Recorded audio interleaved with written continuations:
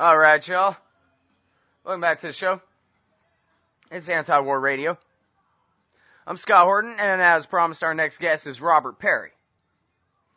He is an American investigative journalist. He's won the Polk Award for national reporting. It was back in 1984 for breaking the Iran-Contra story, uncovering Oliver North's involvement in it. And he's a master investigative journalist, particularly on the corruption of the Republicans going back to the Carter years, at least, maybe Gerald Ford years. He's the author of the book Lost History, Contras, Cocaine, the Press, and Project Truth, and Secrecy and Privilege, Rise of the Bush Dynasty from Watergate to Iraq. Welcome to the show. Bob, how are you doing? Pretty good, Scott. How are you? I'm doing real good. I appreciate you joining us here on the show today, and I'd like to congratulate you on the brand spanking new site there at consortiumnews.com. It looks great. Well, thanks. We've been sort of slow in modernizing because we're not focused on the techie side. We're more focused on the content side. So, but finally, I had my arm twisted enough to agree that we should make it look like more of a modern website than we did. A little less homemade. So, again, without a lot of money, but we did put together I think a much sharper-looking website, and we're still focused on the content, not the bells and whistles. Sure, yeah, of course, but you're right. I mean, it's just it's more pleasing to the eye. You come, it's nice and clean, and nice black print on white background, and good wide margins, and it's nice. Looks good. Thanks. Web 2.0 of 2011. You're here. All right, so everyone go check out consortiumnews.com. Support consortiumnews.com. Why not? Cheering Netanyahu's intransigence. Maybe we could just start with the reaction, the back and forth. Well, I don't know. I guess we got to start with the substance of what Barack Obama actually said a little bit here, and then the reaction and the back and forth with the political parties in D.C., and, of course, the Prime Minister, Benjamin Netanyahu, and all this. It's a huge tempest in the teapot from this end. I don't know. What do you think? Well, I wish it were just a teapot. I think there's real danger here because with the way Congress reacted in terms of having this sort of competition between Republicans and Democrats to out-cheer one another for Israeli Prime Minister Netanyahu, they've created this impression among hardliners in Israel that they really don't have to make serious concessions for peace, that they can take a very hard line, they can, and then maybe take even a harder line. There's almost like nothing they feel that they would do that the U.S. Congress would object to. Now, see, that might be confusing to people in the audience, though, because we've been subjected to a week full of Barack Obama laid down the gauntlet, took the side of the Palestinians against the Israelis, and is going to force the Israelis back to the 67 lines and poor Israelis. Well, that obviously isn't what happened. What happened is that, first of all, President Obama has been very much supportive of Israel, as he repeated again in his speech to AIPAC, if you saw that over the weekend.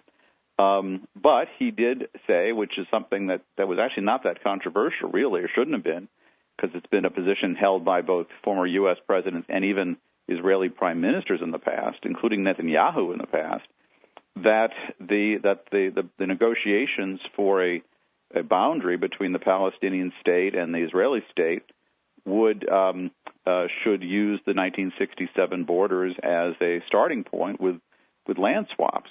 While it was often talked about in private negotiations, it has been public in different ways. President Bush said things that were similar. Netanyahu and Secretary of State Clinton had a joint statement that went along these same lines. So you have this. So you had that part was sort of a tempest in a teapot, but it was in a sense that Netanyahu reacted very angrily to President Obama stating something that had been fairly much established policy, and he made that an issue. And the Republicans, trying to peel off as many Jewish American voters as possible, also made that an issue and basically attacked Obama for, quote, throwing Israel under the bus. So you had this, you had that kind of reaction to the President of the United States essentially reiterating what had been longstanding policy that even the Israelis had agreed to. Mm-hmm. Well, what it really showed was how Netanyahu could use the political divisions in the United States to his advantage, and pushing things actually farther away from any hope of having a serious peace talks. Mm-hmm. Well, going back to Obama's original speech, I mean, I was hoping you could break down some of the details of the way he framed it, because it seemed to me, in fact, we ran at antiwar.com a piece that ran immediately in Haaretz saying Obama just handed Netanyahu everything. That he says in here, oh yeah, 67 borders, all right, like you say, reiterating the longstanding American policy, but he built in 100 different, the burden is on the Palestinians to do everything first, and then the only mandate to the Israelis is that maybe someday they show up at a peace conference or something, but not that anything actually happened. I mean, that was the way I read it.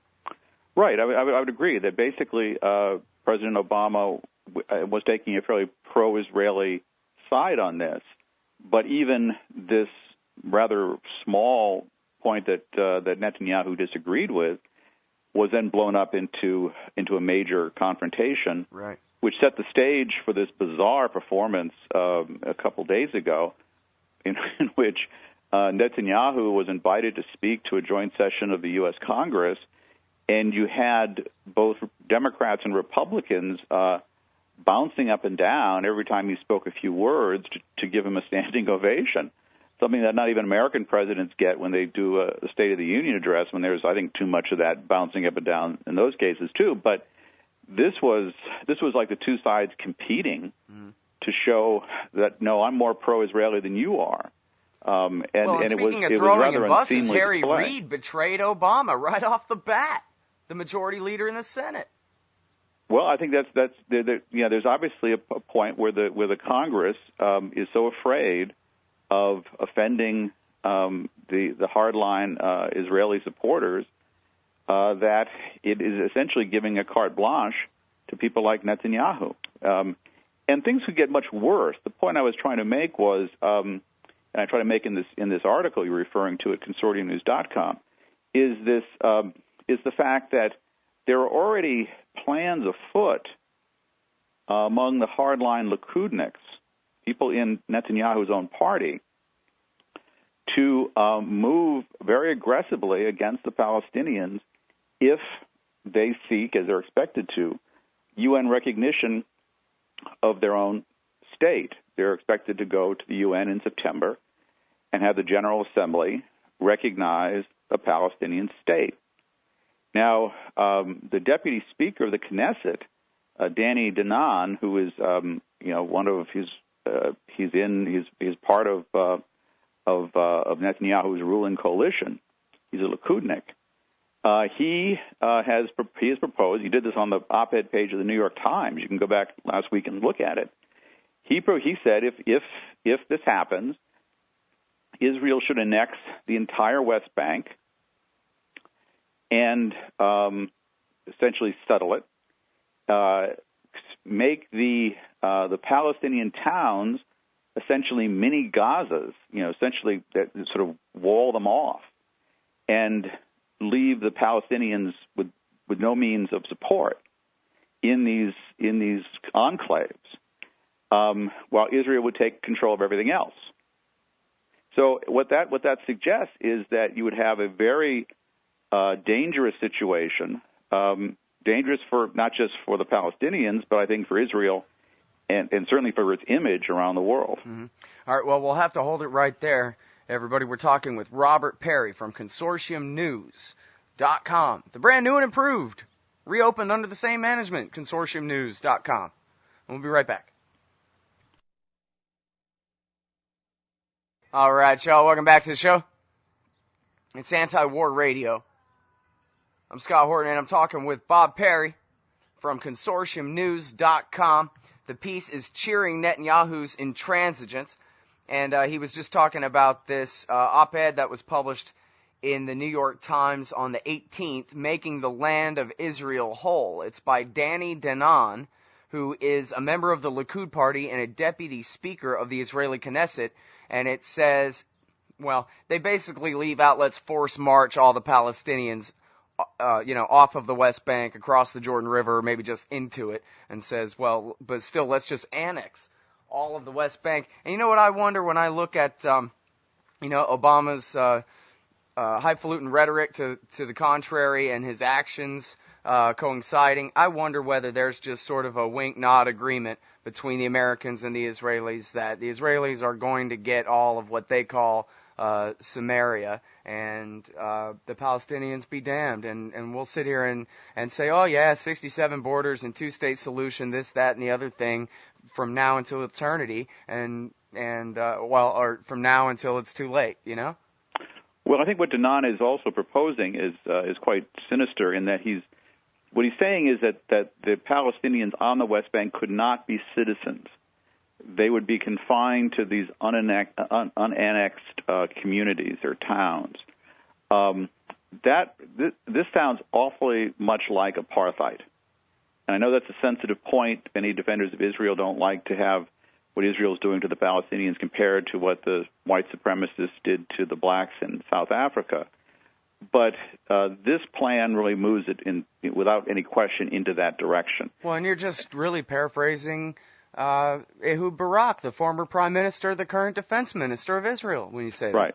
There's no question. This is, and when former President Carter included that in the title of one of his books, whether go to peace or apartheid, there was outrage among defenders of Israel, but it was a warning. And what is so sad here is that many of I think the greatest friends of Israel, people that care about Israel, are being dismissed and rejected and denounced as anti-Israel or anti-Semitic when they are simply providing advice that was well taken. You had the other case where the same fellow, Danon, held a hearing at the Knesset earlier this year where the Jewish American group J Street was summoned to Israel and subjected to kind of a McCarthyistic hearing where it was accused of being anti-Israel and pro-Palestinian because it had objected to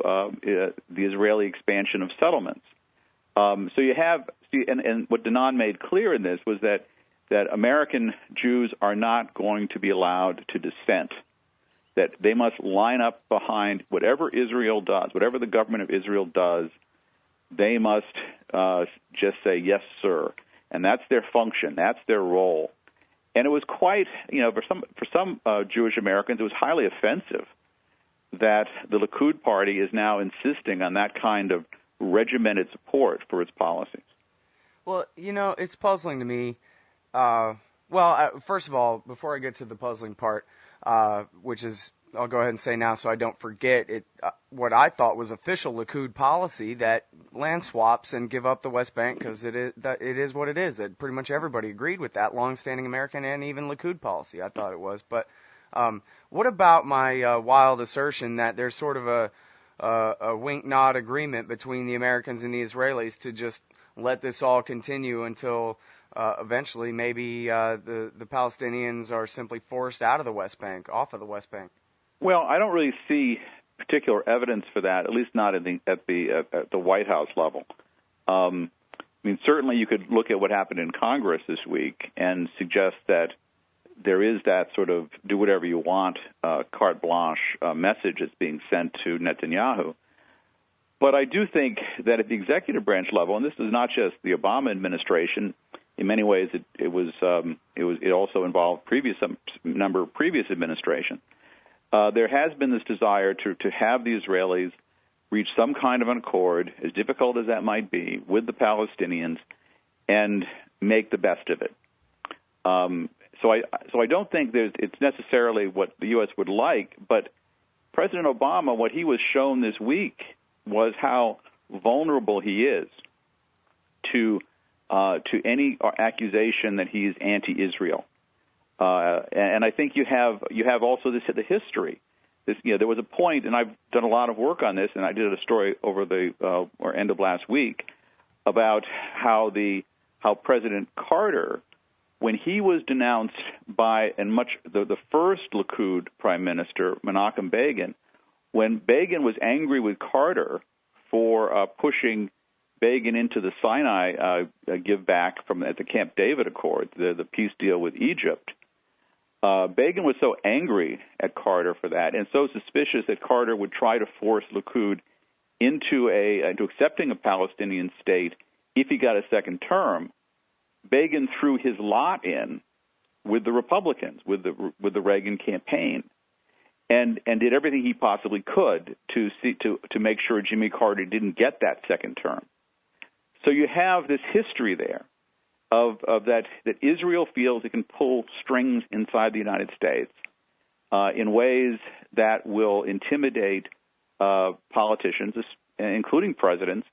And a special fear is that in a second term, when a president is deemed not as susceptible to the political pressures of reelection, that he might actually be more aggressive with Israel in trying to force it to make a peace deal with the Palestinians. And this has been Likud policy really since the beginning, since it emerged in the 1970s.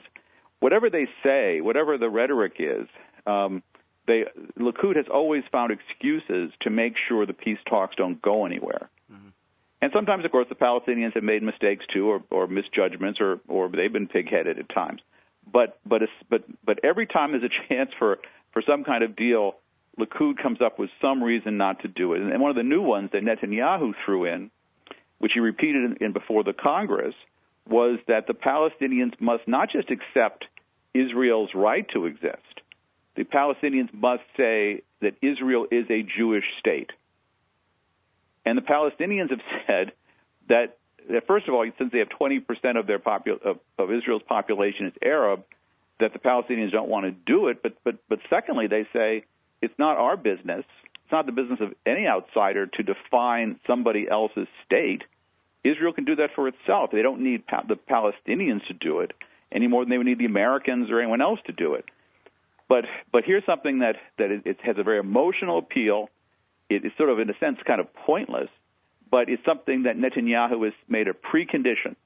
Right. Well, and it takes as its premise a total lie, which is that the problem here is that the Palestinians won't recognize the state of Israel, when the problem is the Israelis won't recognize the state of Palestine. It's not a dispute whether Israel has a state or not. It's the Palestinians who are living under permanent occupation.